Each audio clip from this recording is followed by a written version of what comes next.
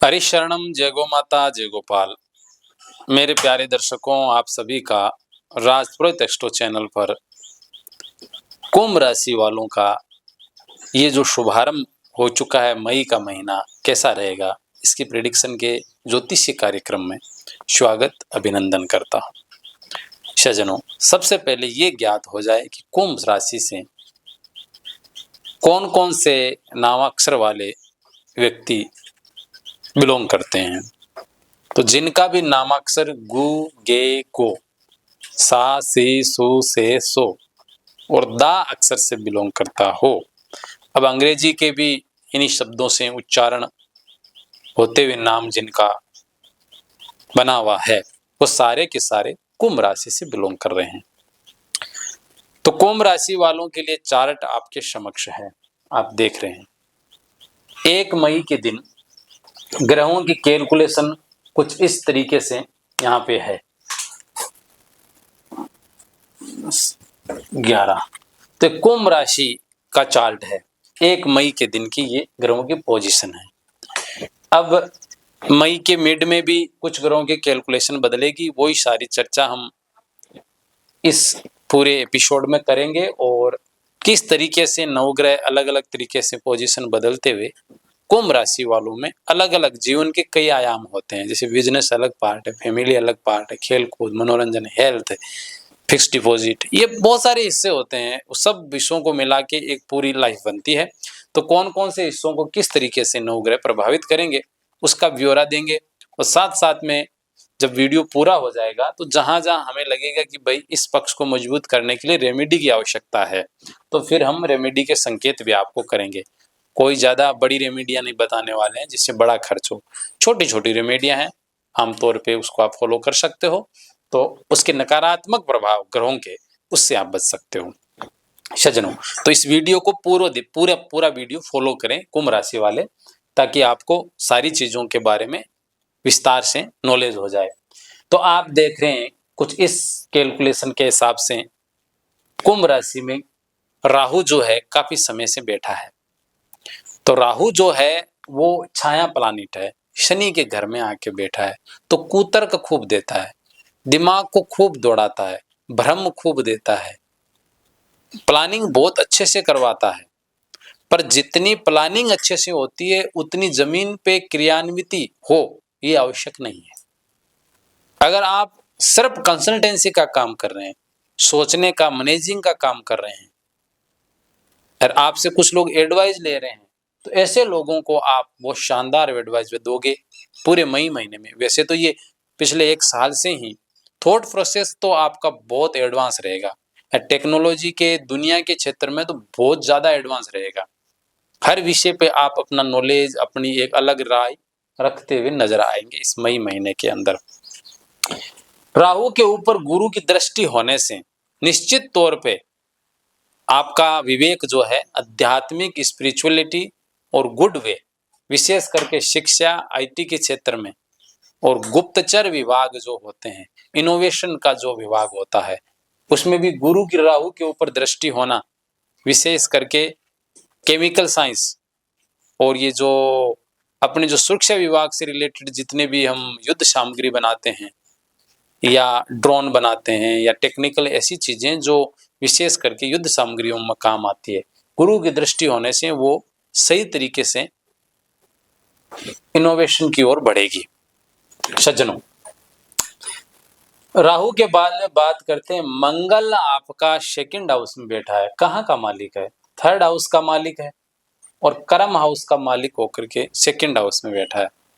2nd house का मंगल आपको workaholic बनाएगा, अपने पैसों को प्रति स्वार्थी और लालची बनाएगा, साथ साथ में घर कुटुंब में परिवार वालों के साथ में मतभेद देगा, उनके साथ झगड़ा हो सकता है, वाद विवाद हो सकती है, परंतु आर्थिक रूप से आप अपने पैसों को लेके बहुत ज्यादा जो है सेवियर माइंड के रहेंगे। मंगल 10 मई के बाद में 3rd हाउस में आएगा, स्वराशि का आएगा। उस दौरान आपको अपने छोटे भाई, बड़े भाई का विशेष सहयोग मिलेगा। आप भी अपने भाइयों को सपोर्ट करेंगे 10 मई के बाद में। 10 मई तक तो फिक्स डिपॉजिट भाव में है, डिपॉजिट बढ़ेगा, पर साथ साथ में परिवार में क्लेश इत्यादि होने की भी संभावना है। यहाँ जब अपनी मेष राशि में आ जाएंगे स्वराशि के, तो काम के प्रति आपका रुझान और तेजी से आगे बढ़ेगा। नई नई चीजें आप अपने बिजनेस में, कामों में ऐड करोगे।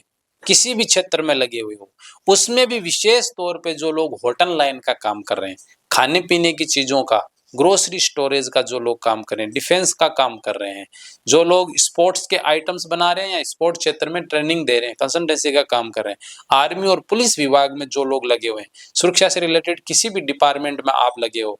दूसरा, मेडिकल इक्विपमेंट, मेडिकल डिपार्टमेंट नहीं, मेडिकल डिपार्टमेंट के जो इक्विपमेंट होते हैं, जो भी मतलब दस्ताने पहनने के होते हैं या जो भी पट्टे बट्टे जो भी होते हैं, सिस्टम जो होता है इंस्ट्रूमेंट वाला, उस क्षेत्र से रिलेटेड अगर कामकाज है तो मंगल 10 मई बाद में ऐसे कामों में विशेष तरक्की देगा।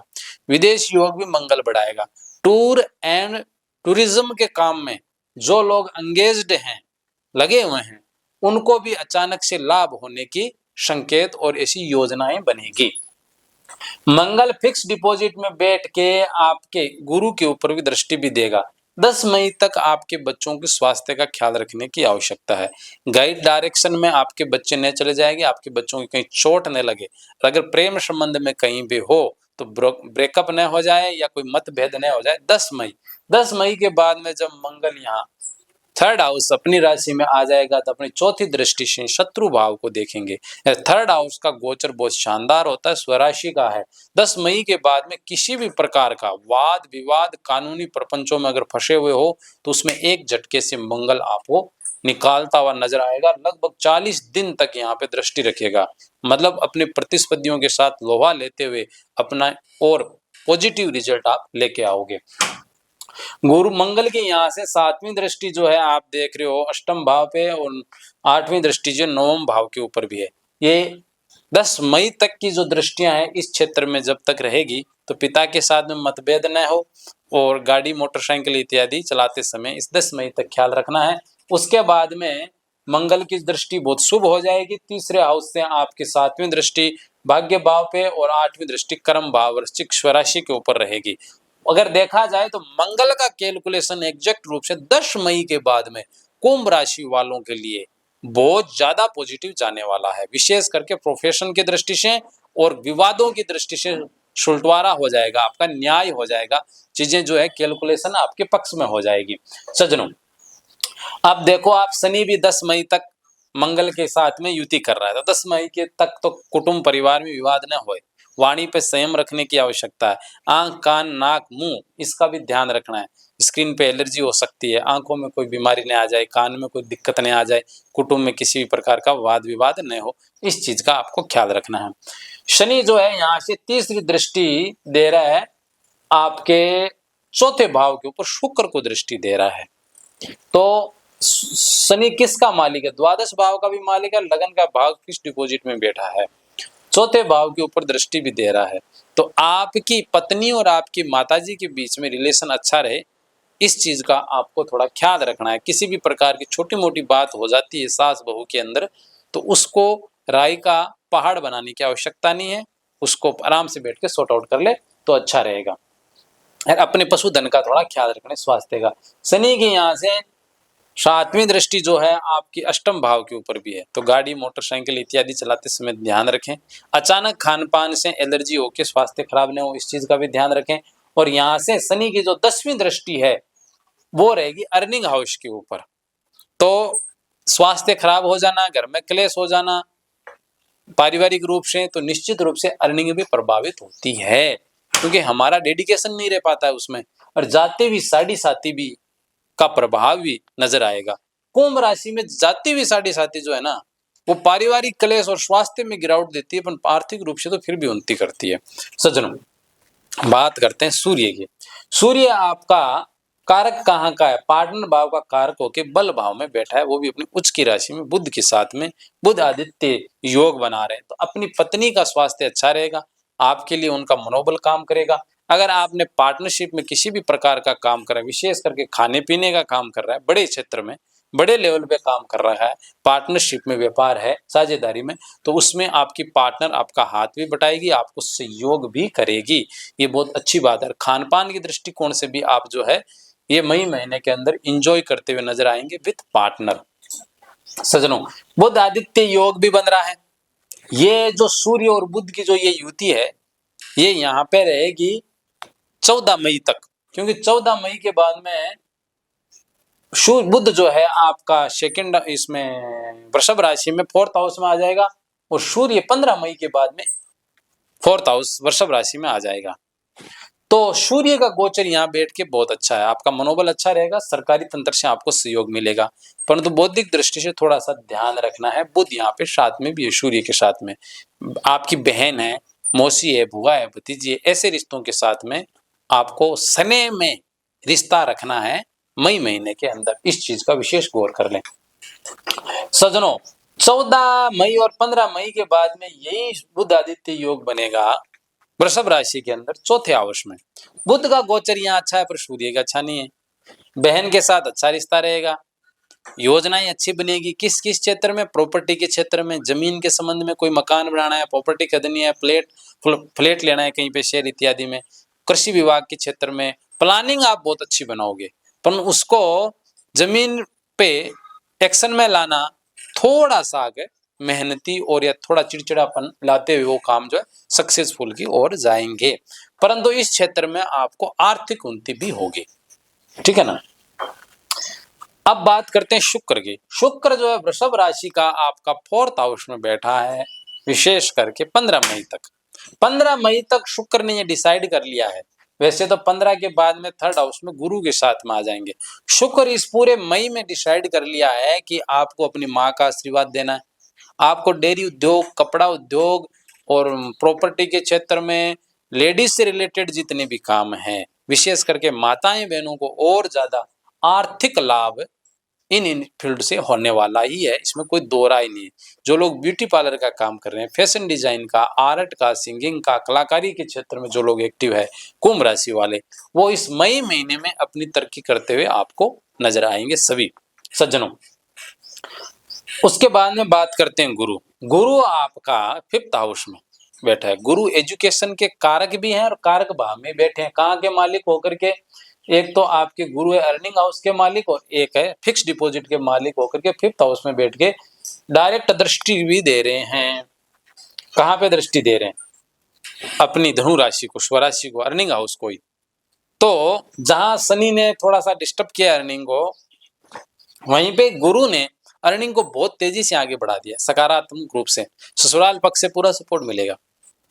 शिक्षा विभाग से जुड़े हुए जितने भी लोग हैं, एजुकेशन डिपार्टमेंट में पढ़ाई भी कर, देखो डिपार्टमेंट का मतलब होता है या तो आप खुद पढ़ रहे हो या आप पढ़ा रहे हो, या एजुकेशन से रिलेटेड किसी भी प्रकार का आप व्यापार बिजनेस रन कर रहे हो, वो सारी चीजें जो है पॉजिटिव नजर आएगी इस पूरे मई महीने के अंदर कुंभ राशि वालों के लिए। इसमें कोई दो राय नहीं। हाँ, राहु की दृष्टि होने से कहीं डिसीजन गलत न हो, अपने अहंकार की वजह से, किसी की बात नहीं मानने की वजह से हमारा कोई काम गलत हो जाए, उसमें गुरु का दोष नहीं है, राहु की दृष्टि ने काम बिगाड़ा है। ठीक है ना। पर गुरु हमारे लिए पॉजिटिव रहेगा।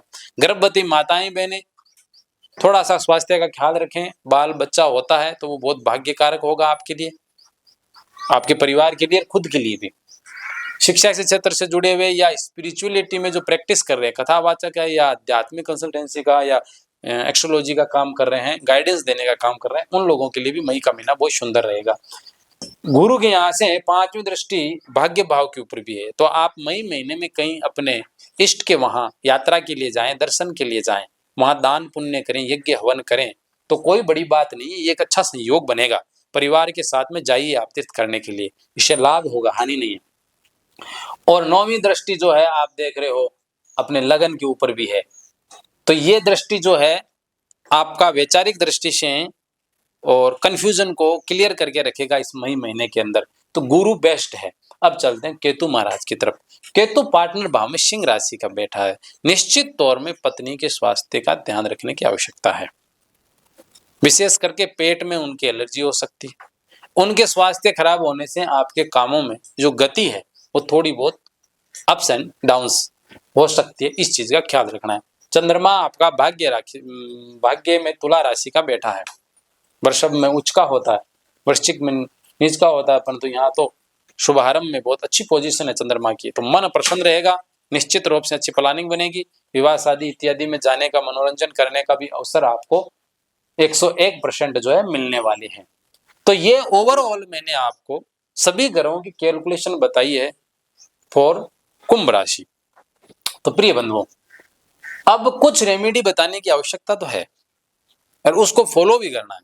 तो सबसे पहले जो सूर्य नारायण काफी अच्छे रहेंगे इसमें तो 15 दिन, पर फिर जब ये 4th हाउस में आएंगे तो माता पिता का स्वास्थ्य अच्छा रहे, अपने पशुओं का स्वास्थ्य अच्छा रहे, आपका मनोबल भी बढ़ा रहे, ऐसी चीजों में तो आपको क्या करना है, एक तो अपने पिताजी के नाम से कहीं भी प्याऊ बनवाइए, आप जल का दान कीजिए, इससे आपके सूर्य और स्ट्रांग हो जाएगा। और चंद्रमा पूरे महीने में अच्छे रहे तो मेरा एक ही मानना है कि आपको द्वितीया की चंद्रमा को, अभी जो ये शुक्ल पक्ष का प्रथम चंद्रमा का अमावस्या के बाद में जो द्वितीय तिथि आती है, उसके चंद्रमा को अवश्य रूप से कच्चा सूत व्हाइट और गोमाता का कच्चा दूध का अर्घ्य दे, प्रणाम करें और चंद्रमौलेश्वर भगवान शिव की आराधना करें। इससे आपका मन कभी भी अवसाद से ग्रस्त नहीं होगा, छोटी मोटी बातों से डिप्रेशन में नहीं जाओगे, ऑलवेज आप मोटिवेट रहोगे अपने आप से। एक्सटर्नल किसी मोटिवेशनल चीजों को देखने की, सुनने की आवश्यकता ही नहीं रहेगी। सज्जनों, मंगल आपके लिए 10 मई तक और अच्छा हो जाए, उसके बाद में तो अच्छा है, पर 10 मई तक अच्छा रहे उसके लिए क्या करना है आपको, आपको गुड़ गौ माता को खिला दे, लाल कलर की गौ माता को खिलाएं तो और भी बेस्ट है। बुध आपके लिए अच्छा है, पर 14 मई तक थोड़ा और अच्छा रहे तो तोते को आप हरी मिर्च खिलाएं या मटर खिलाएं, इससे लाभ होगा।